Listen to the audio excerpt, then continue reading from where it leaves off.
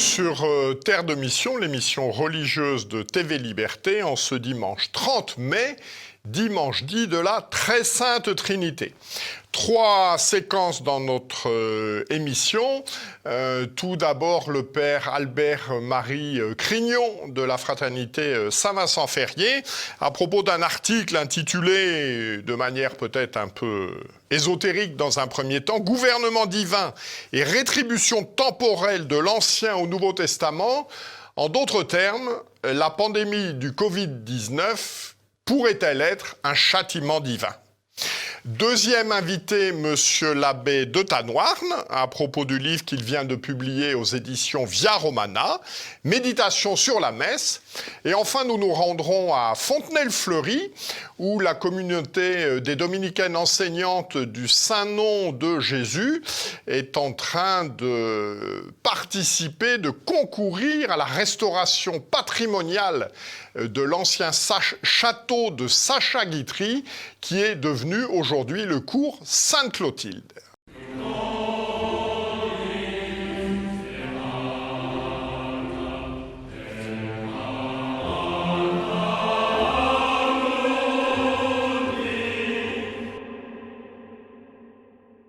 Bonjour mon père. Bonjour, merci de nous rejoindre. Vous avez publié dans le numéro 155 de la revue Sedes Sapientiae, qui est la revue de la fraternité Saint-Vincent-Ferrier, un article de théologie biblique, puisque vous êtes docteur en théologie biblique, intitulé « Gouvernement divin et rétribution temporelle de l'Ancien au Nouveau Testament ». Alors, tout d'abord, que nous enseigne l'Ancien Testament? Dieu peut-il nous punir dès ici-bas par des peines temporelles? Alors effectivement, l'Ancien Testament affirme clairement que Dieu peut le faire et qu'il le fait, à double titre, dirais-je, en tant qu'il est juge et en tant qu'il est père. Il y a un passage du deuxième livre des Maccabées, chapitre 6, verset 12-16, qui dit cela et pose une distinction importante. Il rappelle d'abord que, à l'égard des pécheurs endurcis, Dieu agit comme juge, c'est-à-dire qu'il laisse l'homme dans sa liberté s'endurcir dans le péché pendant un certain temps, et puis, au bout d'un moment, fixé par lui, eh bien, il punit, il châtie le péché.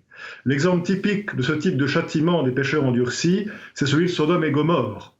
Et c'est en intercédant pour Sodome et Gomorrhe que Abraham appelle Dieu le juge de toute la terre, justement. Mais à l'égard de ses fils, à l'égard des hommes de bonne volonté, disons, et d'abord et avant tout d'Israël, Dieu agit en père. Proverbe, chapitre 3, verset 12. « Yahvé corrige celui qu'il aime, comme un père fait pour son fils bien-aimé. » Et donc pour cela, dit le même livre des Maccabées, eh bien, il les châtie plus vite, précisément, il les frappe plus tôt, parce qu'il veut les corriger, les empêcher de s'enfoncer dans le mal. Et donc, à leur égard, les châtiments tombent plus vite, mais précisément parce que ce sont des châtiments. Ils ont donc une valeur corrective, ce que ne dit pas le simple fait de punir. Alors que nous enseignent les épreuves de Job sur son tas de fumier, entre les liens que l'on peut établir entre bonheur temporel et récompense divine? Alors, il faut rappeler que le livre de Job a été écrit après l'exil à Babylone, à une époque où la vieille sagesse des rétributions temporelles était en crise. Alors il enseigne deux choses principalement. Négativement, il nous dit que la loi des rétributions temporelles, donc qui veut que les bons soient récompensés en cette vie et les méchants punis en cette vie, ne s'applique pas mécaniquement, automatiquement. Nous ne pouvons pas établir une connexion automatique entre, par exemple, tel péché est terminé et tel châtiment. Ça n'est pas possible. Il y a vraiment des justes qui souffrent, comme Job, et des méchants qui prospèrent. Voilà ce qu'il affirme d'abord. Ensuite, positivement, eh bien, il reste toujours vrai que Dieu récompense le bien et punit le mal, mais il faut respecter le mystère de sa providence et lui laisser choisir le temps et le mode de cette récompense ou de cette punition. C'est ce qu'affirme le livre de Job. Il ne dévoile pas encore le mystère des rétributions éternelles, mais il ouvre la voie à cette nouvelle révélation, en écartant une fausse compréhension trop mécanique des rétributions temporelles. Alors la Nouvelle Alliance n'a-t-elle pas rendu les châtiments temporels caducs? On pense à cet épisode de l'aveugle né, alors que les apôtres cherchent à mettre la responsabilité de la situation de ce pauvre homme, savoir si c'est lui ou si ses parents qui ont péché. Et le Christ dit, ni lui ni ses parents n'ont péché. Alors que nous dit la Nouvelle Alliance sur ce sujet? Alors, on ne peut pas dire qu'elle ait rendu caduque cette doctrine. Dans le cas de l'aveugle-né, Jésus se contente de répondre, dans son cas précis, dans ce cas singulier, non, il n'y a pas de lien entre le fait qu'il soit né aveugle et ses péchés. Ce n'est pas du tout une affirmation de principe selon lequel il n'y aurait pas de lien ou plus de lien entre les péchés personnels et les maux temporels. Donc, ce que le Seigneur affirme, au contraire, reprenant la doctrine des prophètes, c'est que le fait de l'accueillir ou au contraire de le rejeter, de croire ou ne pas croire en lui, entraînera pour Israël des conséquences temporelles très importantes. Autrement dit, le refus du Messie aboutira à la destruction de Jérusalem et à la dispersion du peuple juif. Donc là, le Seigneur reprend clairement la doctrine des anciens prophètes. Ce qui est nouveau, c'est qu'il relativise considérablement l'importance des rétributions temporelles en invitant les hommes à mettre clairement leur cœur, leur trésor dans le ciel.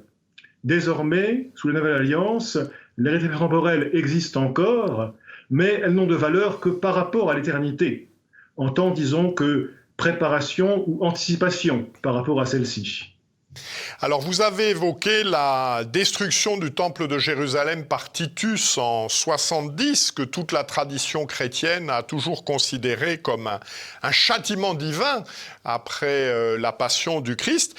Avez-vous en tête d'autres événements historiques dont on a pu penser qu'ils correspondaient dans l'histoire de l'Église et dans l'histoire de l'humanité à des châtiments divins?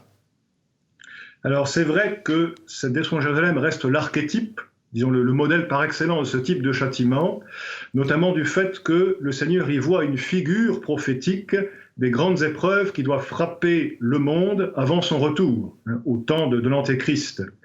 Mais il y a d'autres exemples qui sont donnés. Alors je pense en particulier au début de l'Apocalypse, dans les fameuses lettres aux 7 églises, le Seigneur plusieurs fois avertit que si on ne se convertit pas, il va frapper donc ceux qui s'obstinent dans le péché de châtiment temporel.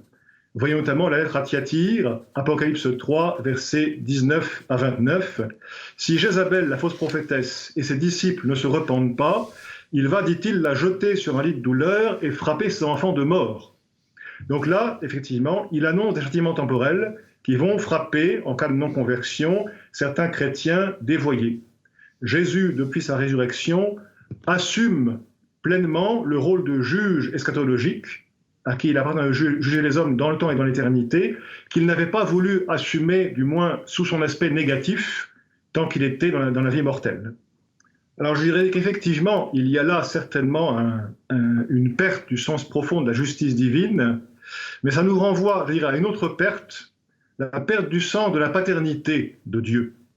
Là, j'aimerais finir un peu comme j'ai commencé. J'avais cité Proverbes, chapitre 3, verset 12. « Yahvé, comme un père, châtie ceux qu'il aime, comme un père fait pour ses fils bien-aimés. » Ce passage des Proverbes est repris textuellement, mot pour mot, dans l'Épître aux Hébreux, chapitre 12, verset 5-6, dans lequel l'auteur, voulant encourager les chrétiens à supporter les épreuves que Dieu leur envoie, leur rappelle ce passage des Proverbes, ce qui montre bien la continuité entre Ancienne et Nouvelle Alliance. « Dieu fait pour vous comme un père. » Depuis, disons, en gros, mai 68, l'image du père s'est dévoyée.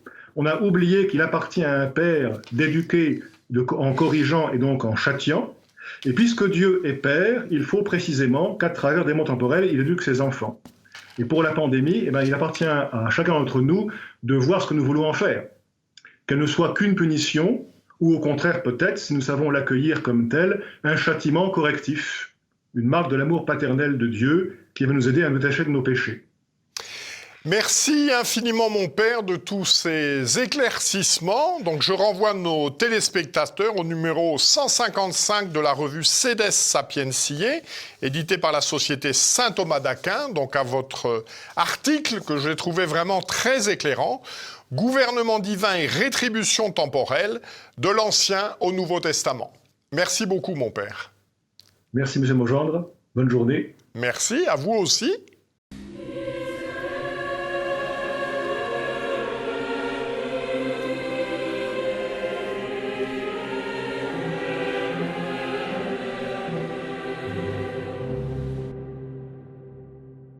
Bonjour Monsieur l'abbé. Bonjour Jean-Pierre. Vous êtes prêtre de l'Institut du Bon Pasteur, fondateur du Centre Saint-Paul, docteur en philosophie, et vous venez de publier aux éditions Via Romana des méditations sur la messe que j'ai lues avec beaucoup d'intérêt. Alors commençons par le début. C'est quoi la messe, fondamentalement? Alors la messe, c'est une idée du Christ, et une idée du Christ difficile à saisir, mais facile à pratiquer. La messe, c'est la réactualisation du sacrifice du Christ sur la croix.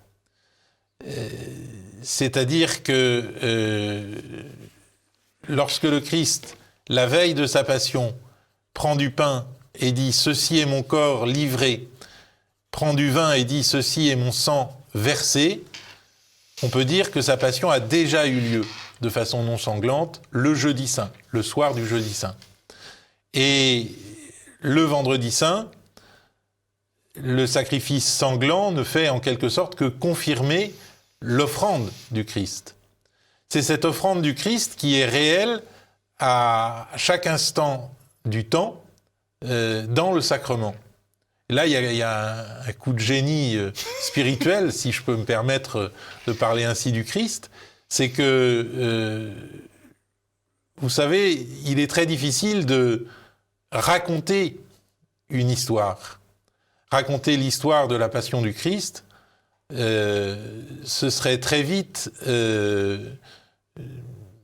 dirais, déraper en fonction de chaque époque. Le Christ ne nous demande pas seulement de raconter l'histoire de sa passion. Les 4 passions dans les 4 évangiles sont d'ailleurs très sobrement racontées. Mais il nous demande de la vivre, et de la vivre avec lui. Et c'est ainsi qu'il invente ce sacrement qui nous permet de vivre le sacrifice du Christ chaque fois à nouveau, chaque fois de façon réelle. Alors, qu'est-ce qui vous a conduit à écrire ces méditations sur la messe, puisque des ouvrages de méditation sur la messe, il en existe déjà. Je vais peut-être vous décevoir, Ah mais en fait, c'est le confinement. Bienheureux confinement. Le premier confinement, souvenez-vous, était quand même assez sévère. Oui. Et je me suis retrouvé à mener une vie monacale par la force des choses, moi qui suis tout sauf moine. Et je me suis dit qu'il fallait que ça serve à quelque chose. Fond d'utilitarisme mondain peut-être, mais ça fait très longtemps que je voulais donner ces éclairages sur la messe. Parce que je crois, la messe, c'est quelque chose qui échappe, je dirais, à ceux qui la regardent en touriste. Et il arrive très facilement que l'on s'ennuie à la messe. On s'ennuie à la messe parce qu'on ne sait pas ce qui s'y passe. Et on ne sait pas ce qui s'y passe parce qu'on ne se l'est jamais demandé ou qu'on en est resté aux apparences. Alors, la messe traditionnelle est supérieure à la messe nouvelle en ce sens que elle conduit chacun au silence intérieur. Elle est la messe du silence plus que la messe en latin. Si au moins chacun pouvait rentrer dans ce silence intérieur, quelque chose aurait déjà eu lieu. La messe serait déjà un événement spirituel. Mais par ce petit livre, ce que je voudrais, c'est montrer le dessein du Christ, l'idée du Christ, en inventant ce sacrement. Alors, quelle est la méthode adoptée? Quel est le plan? Alors, le plan, c'est le plan de la messe elle-même, voilà, c'est-à-dire que c'est un commentaire de la messe. Oui. C'est un commentaire ligne à ligne du commun de la messe. La méthode, c'est celle de la méditation, c'est-à-dire que ce sont des regards successifs. On n'est pas obligé de prendre ce livre, page 1, et de terminer page 320, je crois, ou quelque chose comme ça. On peut aussi prendre les méditations les unes après les autres. Si tel moment de la messe nous intrigue ou nous questionne particulièrement, on peut se rendre, par exemple, à l'offertoire, par exemple à la consécration, par exemple à la communion, et il y a à chaque fois plusieurs méditations qui se lisent, je dirais vraiment l'une après l'autre. Si j'osais, je dirais qu'ils se dégustent. Parce que si on veut lire trop vite, Oui. on est submergé Ça par n'est pas à lire en un l'ensemble des données. après-midi. Mais j'ai quand même fait attention à être le plus clair possible. Et à être clair en particulier pour des non-théologiens qui n'ont pas les mots élémentaires, réactualisation du sacrifice du Christ, je disais tout à l'heure, ça c'est une expression de théologien. Je ne crois pas que vous la trouverez dans ce livre. Non, je ne l'ai pas trouvé. Mais dans ce livre, j'exprime ce mystère avec les mots compréhensibles par tout le monde. Non pas les mots techniques du théologien, mais les mots que le laïc peut avoir en tête. Alors, inéluctablement, vous êtes conduit sur un certain nombre de prières dans ce déroulé de la messe à faire des comparaisons entre la messe dite traditionnelle et celle issue de la réforme liturgique, avec des parallèles, et vous manifestez aussi les différences entre les deux. J'ai été frappé dès le début sur la différence de positionnement au moment du confiteor, au début de la messe, dans la formulation traditionnelle et la formulation nouvelle. Pouvez-vous nous en dire quelques mots? Alors, je n'installe pas une comparaison méthodique entre les deux rites. Non, ça n'est pas systématique. Non. Voilà. Ça, c'est très important, parce que ce n'est pas un livre de polémique, si vous voulez. Et ça voudrait pouvoir être lu par des gens qui assistent aux deux rites. Mais de ce point de vue, je suis souvent obligé de dire quelle est la richesse particulière du rite traditionnel. Alors, dans le confiteor, dans le « Je confesse à Dieu », qu'on dit au début de la messe, il y a au fond deux manières de faire. La première, c'est la manière traditionnelle, c'est de convoquer, j'allais dire, toute la cour céleste, les saints, la Vierge Marie, pour nous aider à reconnaître notre péché. On ne va pas au ciel tout seul. Le ciel n'est pas une aventure solitaire. C'est une aventure collective. Et les saints sont nos amis qui nous montrent l'exemple, en quelque sorte. Alors que dans le rite nouveau, je confesse à Dieu Tout-Puissant, je reconnais devant mes frères, etc. Ça vous a un petit air d'autocritique à la chinoise, qui, avec le recul, me semble plutôt négatif. Mais voilà, c'est une remarque au passage. C'est pas non, forcément tout à fait. l'essentiel. Alors, à du qui propos. s'adresse ce livre? Il est destiné à qui? Je dirais à quiconque se donne la peine de le lire. Et pour le lire, il n'y a pas besoin, encore une fois, d'un bagage particulier. Il n'y a pas besoin d'avoir fait 3 ans de théologie. Ni non plus, j'espère, d'avoir fait du catéchisme. Il suffit de se mettre dans le rythme de ces méditations. Et il suffit d'entrer soi-même en méditation. J'aime beaucoup ce mot méditation. Il y a les méditations chrétiennes de Malebranche, les méditations métaphysiques de Descartes. Alors, c'est beaucoup. Mais quand j'ai intitulé ce livre « Méditation sur la messe », j'avoue que j'ai pensé à ces grands devanciers français, à ces grands philosophes français. La messe est aussi un objet de pensée. Et pour le prêtre qui dit la messe chaque jour, c'est un objet de pensée qui lui tient particulièrement à cœur. Merci beaucoup de toutes ces précisions. Donc, je renvoie nos téléspectateurs à l'ouvrage de l'abbé de Tanoirne, Méditation sur la messe, aux éditions Via Romana. Et je rajoute que chacun des commentaires, des méditations sur chacune des prières, ça fait 3, 4, 5 pages. Et donc, c'est extrêmement facile à lire. On lit les méditations sur une prière, puis on arrête, et puis le lendemain, on en prend une autre. Voilà, c'est très aisé à lire. Et on peut la prendre au hasard. Voilà. Et on peut la prendre aussi en suivant. Les deux lectures sont possibles. Merci, monsieur l'abbé. Merci, Jean-Pierre.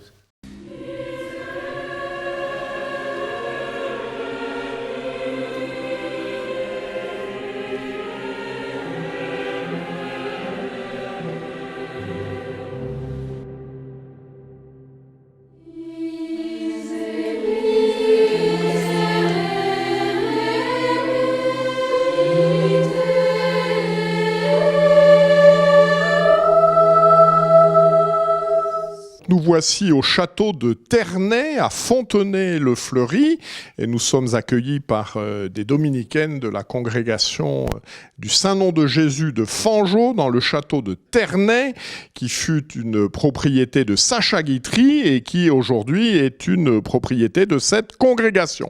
Alors tout d'abord, quelle est l'histoire de ce château avant que vous en fassiez l'acquisition ? Le nom de Ternay apparaît pour la première fois dans des actes notariés de la fin du XVe siècle.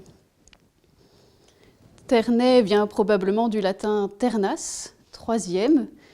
C'est en effet la troisième terre de la famille Le Vicomte, qui possède également un fief à Villepreux et la ferme des Graviers, située juste à côté de l'école. En 1740, M.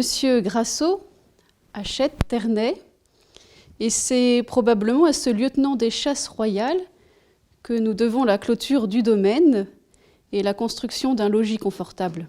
En 1770, Louis XV achète Ternay. C'est donc une étape importante dans l'histoire du domaine, puisque Ternay devient domaine royal, pavillon de chasse de Louis XV. Et à son avènement, en 1774, Louis XVI reçoit Ternay en héritage. Il le met à la disposition de personnalités qu'il veut particulièrement honorer. En 1793, Ternay est déclaré bien national et la maison a probablement souffert de la période révolutionnaire puisque les bâtiments ont été rénovés au cours du XIXe siècle dans le style directoire. Le corps de logis principal, le plus ancien, a quand même été conservé. En 1938, Sacha Guitry achète Ternay. Donc le grand écrivain français y passe ses fins de semaine, ses étés. Il aménage la maison, le parc, et s'inspirant du hameau de la Reine, du hameau de Marie-Antoinette à Versailles, il crée comme un zoo miniature et toutes sortes d'animaux déambulaient dans les allées du parc.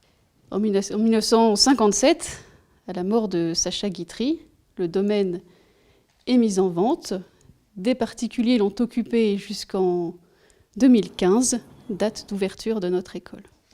À propos de cette école, quel est le projet pédagogique particulier de votre communauté et donc de cette école ?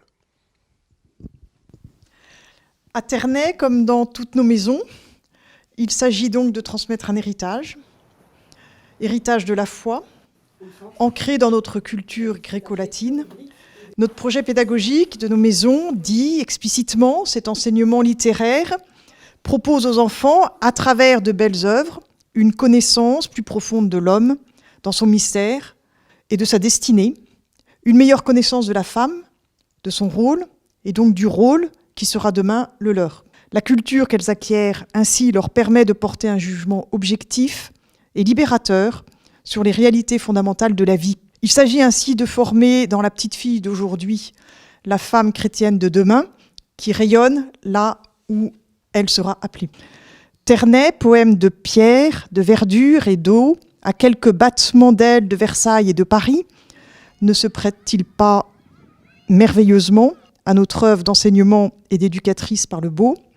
Ainsi, grâce à ces projets de construction et de réhabilitation du parc, le domaine de Ternay s'apprête à revivre et briller, tel un petit joyau de la couronne, dont Versailles est le cœur. Alors justement, d'un point de vue patrimonial, qu'avez-vous apporté à ce bâtiment? Dans quel état était-il et où en sommes-nous?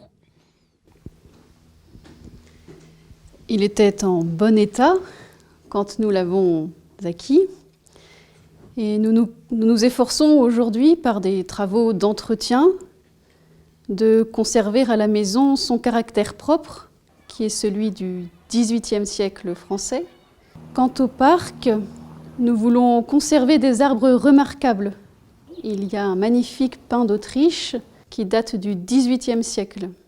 Nous voulons aussi retrouver les deux styles d'origine du parc, le style géométrique des jardins à la française et les courbes souples du parc à l'anglaise. Alors nous nous intéressons dans cette séquence surtout à l'aspect patrimonial de ce domaine suite à un article paru dans Valeurs Actuelles, là, des sœurs qui sauvegardent le patrimoine. Alors il y a des projets d'agrandissement et d'aménagement, quels sont-ils? Le projet architectural, très concrètement, ce seront 2 grandes salles au rez-de-chaussée, 14 classes sur les 2 niveaux supérieurs, dans 2 bâtiments parallèles qui seront reliés par des passerelles. Un projet architectural parfaitement intégré dans le site par son implantation côté ville, par sa position topographique en partie basse du parc et par sa forme épousant le terrain.